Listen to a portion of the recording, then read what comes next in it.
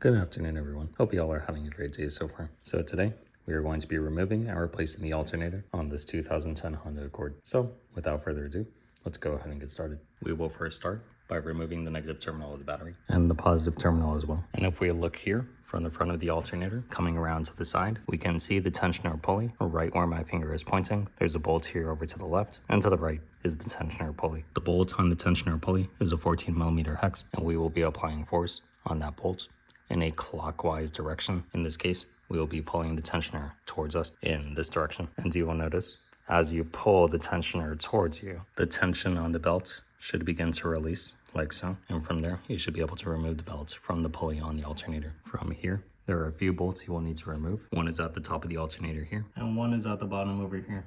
It's very hard to see. 12mm at the top, 14mm at the bottom. Now, you should be able to pull the alternator forward, like so, which should provide us enough clearance for this shroud.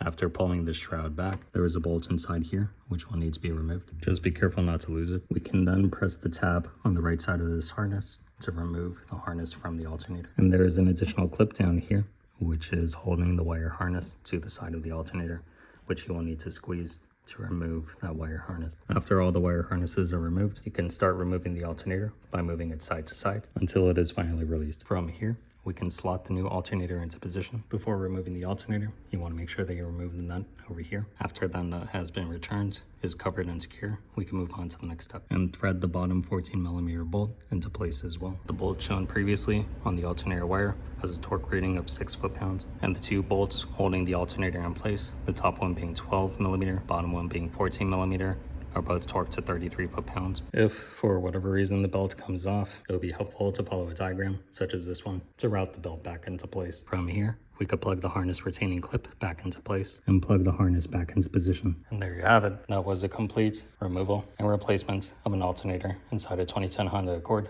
The process should be similar for other Accords from this generation with the V4 engine. However, if you have any questions, feel free to leave those in the comments below, and please consider subscribing as it helps the channel a lot. But in any case, thank you all for watching, and I hope you all have a great day.